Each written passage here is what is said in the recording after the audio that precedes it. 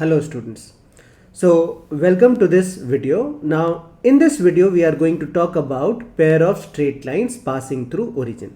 तो हमने इसके पहले वाले वीडियो में क्या किया था, इंट्रोडक्शन वाला पार्ट किया था पेयर ऑफ स्ट्रेट लाइंस का, और हमने ये देखा था कि पेयर ऑफ स्ट्रेट लाइंस का इक्वेशन कैसा दिखता है. तो अगर हम उसको एक बार वापस से लिख लेना तो हम ऐसे लिख सकते हैं कि the general equation of pair of straight lines is given by ax square plus 2hxy plus by square plus 2gx plus 2fy plus c equals to 0. तो ये बेसिकली एक पेयर ऑफ स्ट्रेट लाइंस का general form of equation है. ना अगर मान लो students हम लोग सिर्फ इतना सारा पार्ट कंसिडर करें, है ना, let us try and understand कि if we look at these three terms, तो इन तीनों टर्म्स की जो डिग्री है ना that is equal to 2. जो द नेक्स्ट टू टर्म्स है ना, इनकी डिग्री क्या है, इनकी डिग्री है 1, और ये बेसिकली एक कांस्टेंट टर्म है. So what do we mean by degree of a term? Degree of the term is basically sum of the power of the variables. So degree of a term is equal to sum of power of the variables. तो अगर हम ये first term की बात करें ना, तो इसमें एक वेरिएबल है x और उसका पावर कितना है 2, तो फर्स्ट टर्म की डिग्री 2 हो गई. अगर हम सेकेंड टर्म की बात करें ना, तो x का पावर कितना है 1 और y का पावर कितना है 1, तो 1 प्लस 1 का वैल्यू कितना हो गया 2, तो सेकेंड टर्म की डिग्री भी 2 है. एंड सिमिलरली थर्ड टर्म की डिग्री भी 2 है. समझ में आ रहा होगा आई गेस. एंड अगर हम नेक्स्ट टू टर्म्स देखें ना, तो उसमें x का पावर 1 है और y का भी पावर 1 है, दोनों अलग अलग टर्म्स में, तो उन दोनों टर्म्स की डिग्री 1 हो जाती है. So basically that is what we mean by degree of a term. Now if we consider only the 2 degree terms, मतलब अगर हम सिर्फ इन तीन टर्म्स को कंसिडर करें, so let me write, consider the equation ax square plus 2hxy plus by square equals to 0. So this equation is called a homogeneous equation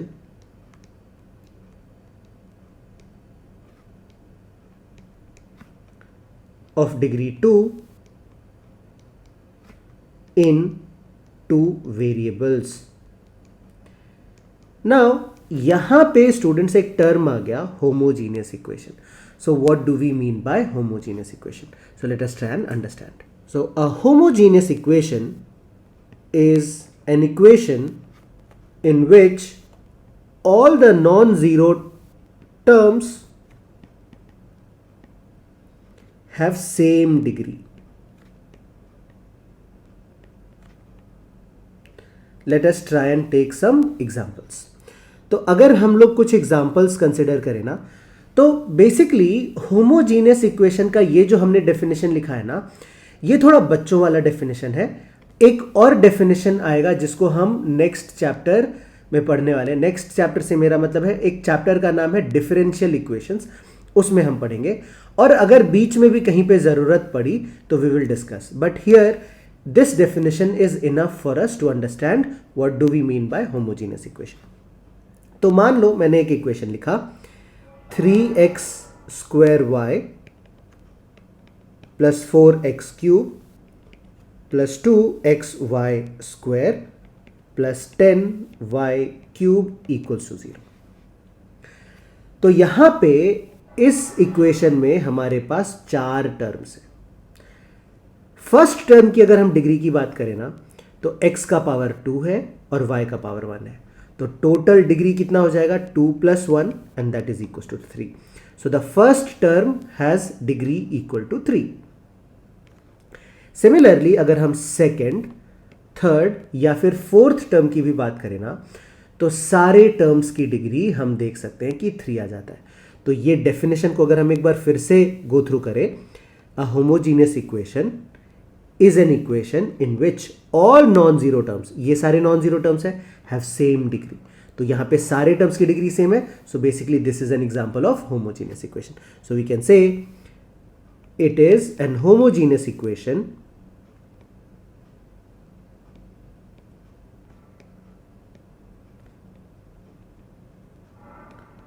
of degree 3. So that is what we mean by homogeneous equation. तो हमने क्या discuss किया? हमने देखा कि ये हमारा pair of straight lines का एक जनरल इक्वेशन है.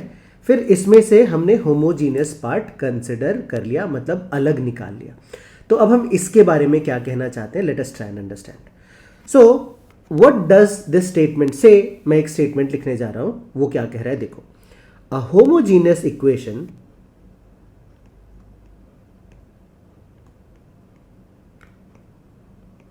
इन two variables of degree 2 represents a pair of straight lines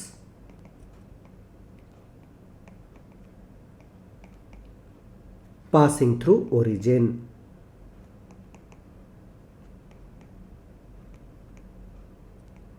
So that is what do we mean by, I mean this is what we get from a homogeneous 2-degree equation. तो अगर हम इसको थोड़ा diagram wise represent करने की कोशिश करें ना, तो let us see what do we get. तो अगर मान लो ये हमारा y एक्सिस हो गया और ये हमारा x एक्सिस हो गया, तो एक लाइन हमने कुछ इस तरह से ड्रॉ कर ली और एक दूसरी लाइन हमने इस तरह से ड्रॉ कर ली. तो क्या हम ये समझ पा रहे हैं कि दोनों स्ट्रेट लाइंस ओरिजिन से पास कर रहा है? तो अगर इसका हम इक्वेशन लिखना चाहेंगे ना, तो ये किस फॉर्मेट में आएगा? ax² plus 2hxy plus by² equals to 0. I hope this is clear. तो इसको और बेटर अंडरस्टैंडिंग के लिए let us try and take a further clarification वाला एग्जांपल. तो मान लो मैंने दो लाइंस ओरिजिन से पास करने वाले लिए. तो लेट अस से एग्जाम्पल कह लेते हैं इसको, y is equals to m1x. तो वी अंडरस्टैंड कि ये जो लाइन है ना, इस लाइन का स्लोप m1 है, y इंटरसेप्ट 0 है. So this will be a line which will pass through origin. Similarly अगर हम एक दूसरा लाइन कंसिडर करें ना, y is equals to m2x, so this will be another line which will pass through origin. या फिर हम एक इन जनरल ऐसा फॉर्मेट भी लिख सकते हैं, a1x plus b1y equals to 0 and a2x plus b2y equals to 0. तो अगर इन दोनों इक्वेशन से हमको ये पता है कि ये दोनों लाइंस ओरिजिन से पास करने वाला है, अगर हम इन दोनों लाइंस का पेयर ऑफ स्ट्रेट लाइंस मतलब जॉइंट इक्वेशन फाइंड आउट करना चाहते हैं, तो हम क्या लिखेंगे? Therefore joint equation will B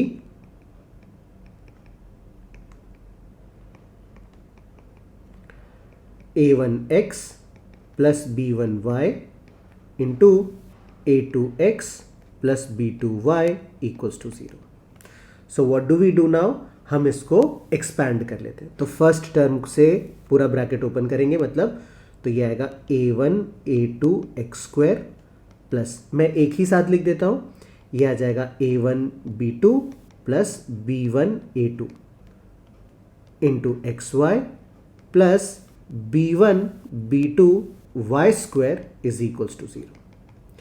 तो आई होप ये समझ में आ रहा होगा कि यहां पे जो हमको जॉइंट इक्वेशन मिला है ना, इसमें एक टर्म है जिसमें x² प्रेजेंट है, एक टर्म है जिसमें xy प्रेजेंट है और एक टर्म है जिसमें y² प्रेजेंट है. मतलब तीनों क्लियरली एक homogeneous equation of degree 2 form कर रहा है. I hope this is clear. So that is what was the understanding in this video. So basically अगर हम एक जनरल 2-डिग्री इक्वेशन का अगर सिर्फ होमोजीनियस पार्ट कंसिडर करें ना, तो it basically gives us a pair of straight lines passing through origin.